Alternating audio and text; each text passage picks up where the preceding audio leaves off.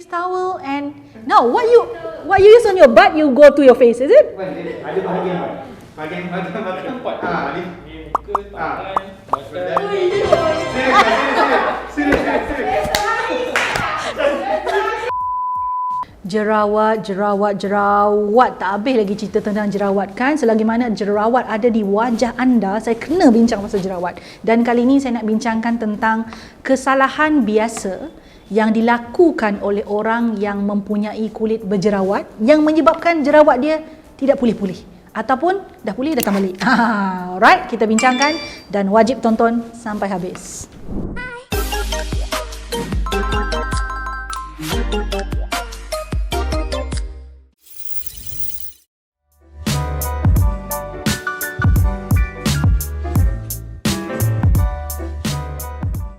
Glowy girls, glowy guys, hai. Baik, adalah menjadi satu benda yang benar ya dan memang boleh berlaku, iaitu jerawat yang ada di wajah kita ni sukar untuk dipulihkan. Ya, memang dia boleh mengambil masa yang agak lama untuk pulih, sebab saya lihat kecenderungan ramai orang sekarang ni, dia nak pakai satu produk tu, dia nak esok tu jerawat dia terus hilang daripada bukan muka bumi, kulit dia ya, hilang terus. Kalau boleh hilang daripada muka bumi, dah lama dah dia buat.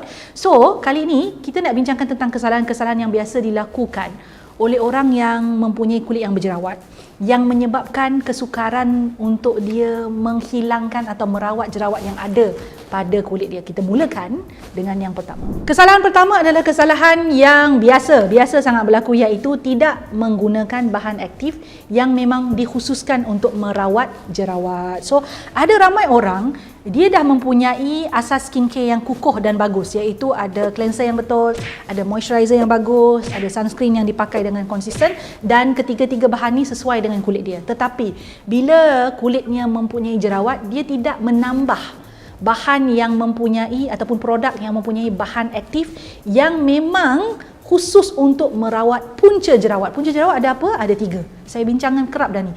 Minyak yang berlebihan, ya, pori-pori yang tersumbat dengan sel kulit mati, dan juga bakteria penyebab jerawat. So, kalau kita nak rawat jerawat kita, kita kena cari bahan yang boleh menyelesaikan salah satu ataupun 2 atau ketiga masalah ini. Dan bahan yang saya cadangkan antara yang terpopular sekali adalah beta hydroxy acid, ya, salicylic acid. BHA ini dia bantu untuk menghilangkan minyak yang berlebihan itu. So, minyak berlebihan hilang, pori-pori taklah tersumbat, jadi bakteria tak bolehlah membiak dan berganda-ganda. So, rantaian daripada satu benda yang kita telah rawat itu tadi, dia boleh membawa kepada punca-punca lain tu dikurangkan atau dihilangkan. Selain pada BHA, benzoyl peroxide juga bagus. Benzoyl peroxide ni okey je sebenarnya, dan dia mendapat nama yang buruk. Saya dapati di pasaran, di TikTok, kadang-kadang tengok video orang banyak cakap pasal benzoyl peroxide, jangan pakai, nanti kulit awak jadi macam ada bekas jerawat.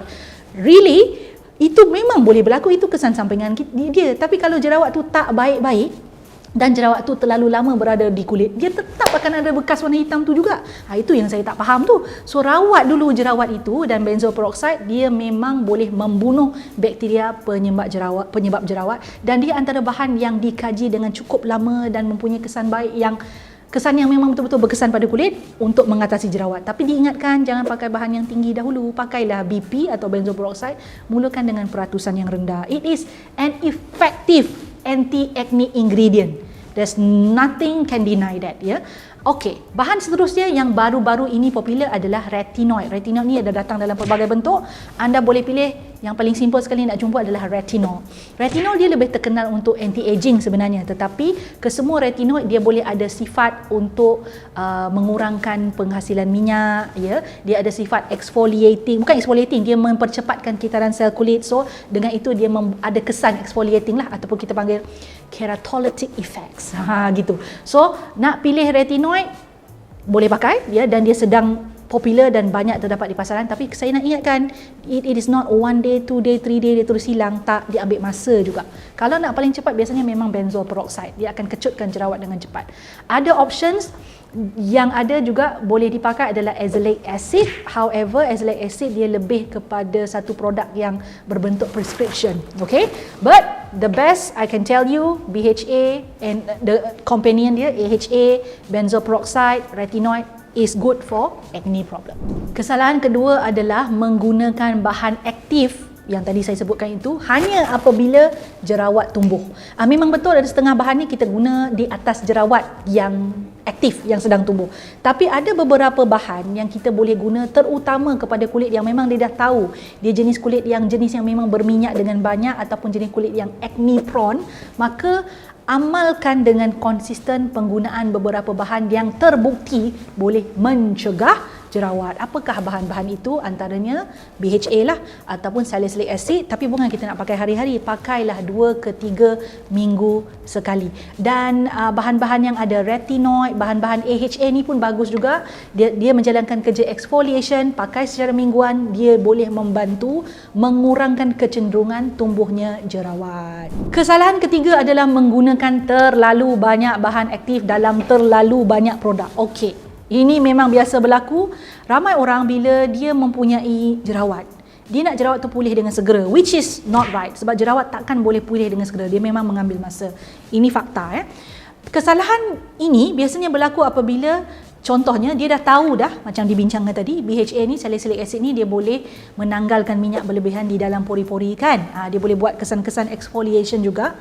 Jadi apa yang dibuat adalah dia pakai cleanser yang ada BHA, dia pakai toner yang ada BHA, plus ada lactic acid kat dalam tu, AHA. Dia pakai moisturizer yang ada AHA, BHA. Dia pakai semua dia nak letak dalam bahan tu, bahan aktif tu semua dia nak letak dalam semua produk yang dia pakai, dan dia tak pakai weekly pula tu, dia pakai hari-hari. So bila mana bahan aktif ini digunakan walaupun dia dalam produk yang berasingan, ya, dan kadar dia dalam setiap produk itu tidak berlebihan. Tapi kalau kita guna secara one go, ya, kita perlu ambil kira kadar secara kumulatif juga. Matematik kat situ, kumulatif. Kerana bila mana kadar secara gabungan ni tadi, kumulatif ini, walaupun tengok satu-satu produk tak berlebihan, tapi bila digunakan secara sekaligus, dia tetap boleh menyebabkan risiko kulit menjadi kering, skin barrier menjadi rosak sebab kesan-kesan over exfoliate, apatah lagi dipakai setiap hari. Ada orang tanya saya, boleh tak pakai cleanser ada AHA, BHA setiap hari puan? Jawapannya tidak.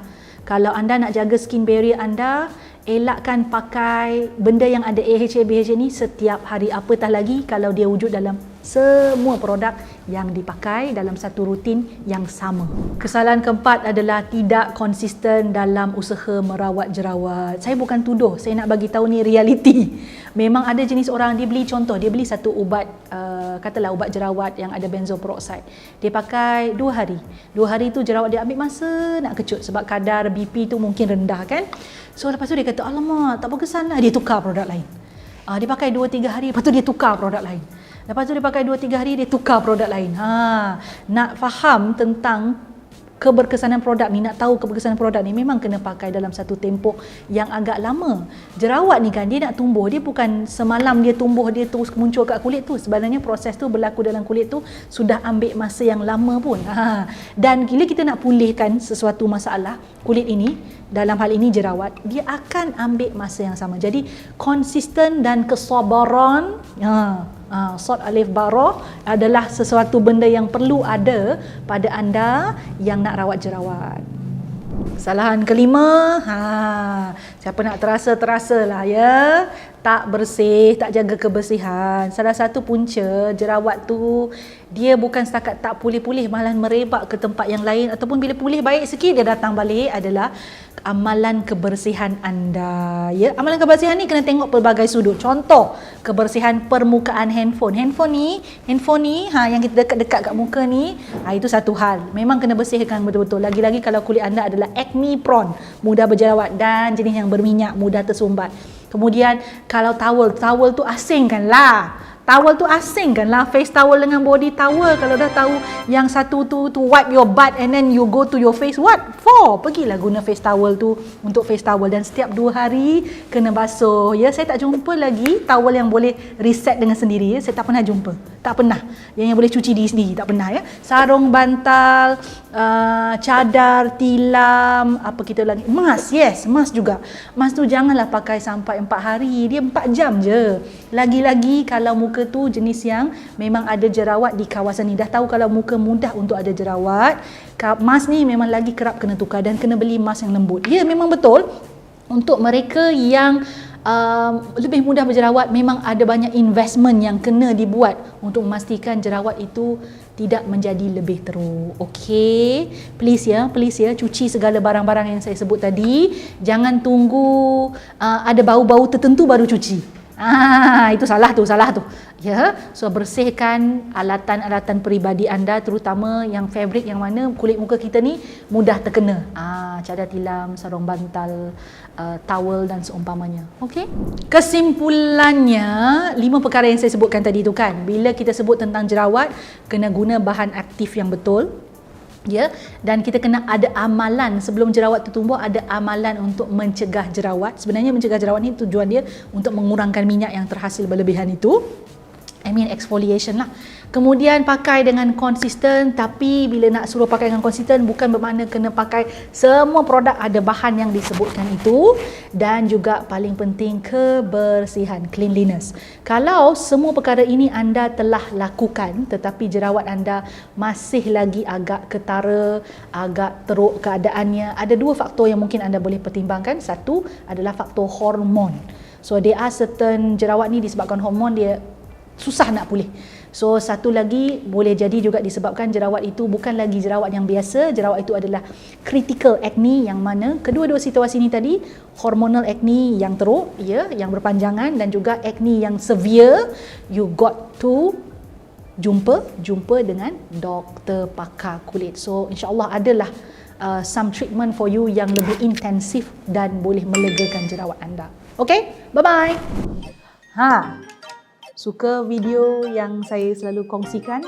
Apa kata? Jangan apa kata, buat sekarang ya. Subscribe channel saya, like, share dan pastikan tekan butang loceng tu. Yang ada loceng tu, yang cute-cute loceng kecil tu tekan supaya anda mendapat notifikasi setiap kali saya masukkan video baru. Jangan terlepas, jangan tertinggal.